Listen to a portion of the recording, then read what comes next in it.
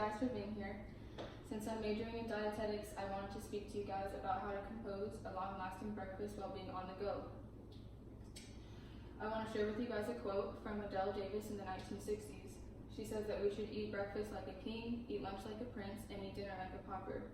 From this, we can see that the idea that breakfast is very important has been going on for decades now, but I think that there are a lot of misconceptions about it, and people aren't really sure what to eat. So the first thing that I'm going to cover is the macronutrients that our breakfast should consist of, and then I'm going to cover how much we should be having, and then lastly, how we make it convenient. The first macronutrient that our breakfast should consist of is going to be carbohydrates, and it takes about 130 grams a day to fuel the brain. It takes 50 grams a day to prevent ketosis, but we want to have a little bit more than that. And we want to stray from simple carbohydrates such as fruit juices and sodas and packaged cookies and packaged goods. We want to choose complex carbohydrates. In an article from dietitian Layla Yunkin, written last year, she touches on how they have a higher nutritional content, and due to their composition of soluble fiber, they're going to steady the blood sugar levels and help lower our LDL cholesterol. The second macronutrient that we want our breakfast to consist of is going to be protein, because it's the most satiating or the most satisfying.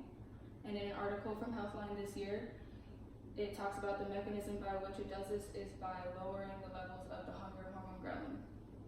The second thing we want to do is make sure that our portion size is going to be adequate.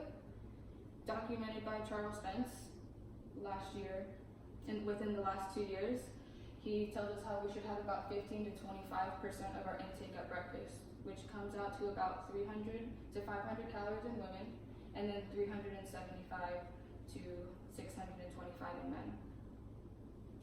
And one of the most common misconceptions is that skipping breakfast is going to lead to weight loss, but actually the opposite is true. In an article from dietitian Detsy Webb, written within the last decade, she talks about how this will actually affect all ages, and it will lead to weight gain, and that we can actually see a loss of crucial micronutrients such as calcium, vitamin D, iron, and zinc, and that when we eat breakfast, we're actually going to see better eating patterns in ourselves. Now, the last thing that I want to cover is how we make our breakfast convenient. So I have some quick fixes for you guys. We can look at whole grain products such as toast, English muffins, or waffles, and we can utilize toppings to increase the nutritional content of our breakfast, such as nut butters, Greek yogurt, nuts, fruit, vegetables, and healthy fats like avocado. Or we can have a bowl of oatmeal or make protein shakes, and all of these things that we could take on the go with us. And then the last thing that we could do is also we could meal prep. So we could make mini frittatas, we can boil eggs, baked oatmeal, and keep it in the fridge for up to 5 days, or freeze it, and it'll be the equivalent of retrieving a packaged good from the pantry or the freezer. So I hope today that I've instilled in you guys the importance of breakfast and to be aware of it and really how easy it is. We've touched on how much we should be having, what it should consist of, and some quick examples for you guys. Do you guys have any questions? Yes? How does fat play a role in healthy breakfast? So fat is another satiating macronutrient. So we can see including healthy fats in our breakfast like avocados and nuts. And those are going to be really beneficial because omega-3 fatty acids and omega-6s are going to be important for brain function. Any other questions? Yeah. As a student athlete, would you recommend this procedure of making the oats for me? Yeah, great question, of course, because the oats are going to provide you with that soluble fiber. It's going to last longer. You're not going to see like blood sugar level spikes, and you're not going to see it lowering. It's going to keep you going for those exercises. Okay. Any other questions? Yes? If an individual has diet restrictions, can they still follow this? Yes, of course. So oats are going to be gluten-free. You could also use gluten-free grain products like gluten-free breads or waffles or English muffins. And then we could also use different milk alternatives like nut milks and such. So this is very adaptable to all of the diet restrictions that there are now. Yes, Diane.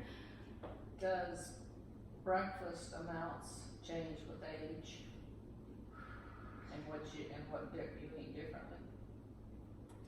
I mean, I'd say maybe with your taste buds. Are you talking about like how much you should have throughout your life?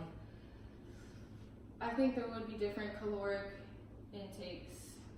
I would have to look at the dietary recommendations, so I'm sorry, I'm not sure exactly how much or how little you should have with as your age goes on. If you're a high energy person in general, Yeah. and you have your averages that like this is what you just need to just function through your day, I mean, how do you adjust?